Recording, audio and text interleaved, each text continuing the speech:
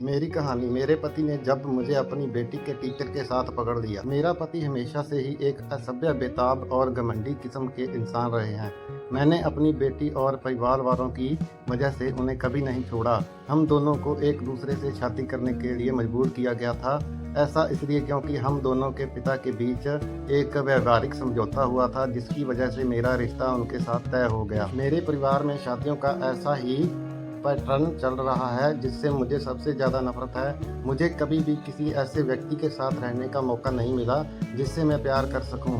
मुझे अपने पति से भी कभी प्यार नहीं मिला। उन्होंने मुझे कभी नहीं बताया कि वह मुझसे प्यार क्यों नहीं करते हैं। मेरी बेटी का गणित का टीचर बहुत प्यारा लड़का था। मैंने अक्सर उसे मुझसे नज़र मिलाते हुए देखा था। एक दिन जब मेरी बेटी अपनी नानी की देखभाल कर रही थी, तब मैंने उसे अपने साथ एक कप चाय पीने के लिए आमंत्रित किया। जब रसोइया अंदर से चाय लेकर आया, तब मैं लगातार उससे अपनी बेटी की पढ़ाई लिखाई के बारे में बात कर रही थी। वह देखने में काफ़ी आकर्षक था। उसका अंदाज मजाकिया था, जिसकी वजह से मैं उसकी तरफ बहुत ज़्यादा आकर्षण महसूस करती थी। इस घटना के बाद मुझे समझ आया कि मेरे साथ की महिलाओं के लिए शादी के बाद अफेयर रखना कोई बड़ी बात नहीं थी, क्योंकि हमारे पुरुष अपने काम में कुछ ज़्यादा ही बिजी रहते हैं। मेरे पति भी इससे अलग नहीं थे। इस तरह मेरा उसके साथ अफेयर शुरू हुआ।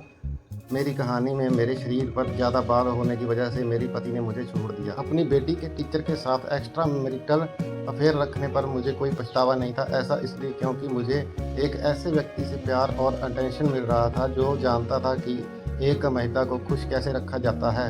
वह न देखने में काफ़ी सेक्सी था, बल्कि उसने मुझे शारीरिक संबंध बनाते हुए कामुक या अच्छा भी महसूस कराया। जब घर में कोई नहीं होता था तो हम दोनों साथ में काफ़ी अच्छा समय बिताते थे। मैंने सुनिश्चित किया कि इस दौरान मैं अपने घर में घरेलू सहायिका काम करने वाली स्त्री नहीं रख सकती, क्योंकि वह हमारे अफेयर के बारे में मेरे पति को बता सकती है। भगवान जाने फिर वह क्या करेगा। 36 साल की उम्र में मुझे प्यार और जुनून मिला, जिसने मुझे सबसे ज़्यादा खुशी का अनुभव कराया।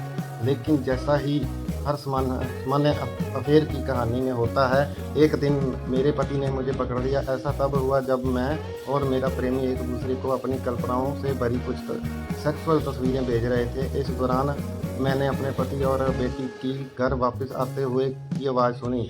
मैं काफ़ी जल्दी में थी, जिसकी वजह से मैं उनका अभिवादन करने के लिए अपना फ़ोन अपने बिस्तर पर रखकर नीचे चली गई। उन्हें बातचीत में शामिल करने की कोशिश कर रही थी कि मेरे पति वॉशरूम का इस्तेमाल करने के लिए बेडरूम में आ गए। मैं एकदम से डर गई और उनका पीछा करते हुए कमरे की तरफ बढ़ी। मैंने देखा उसके हाथ में मेरा फ़ोन था। वह उसे लगातार स्क्रॉल कर रहा था। यह देखकर मैं चौंक गई और मुझे लगा कि मैं इतनी बड़ी गलती कैसे कर सकती हूँ। वह मेरे टेक्स्ट मैसेज पढ़ रहा था। मुझे इतना डर लग रहा था कि वह मेरे साथ या मेरे प्रेमी के साथ कुछ न कुछ ज़रूर करेगा, लेकिन इसका उल्ट हुआ।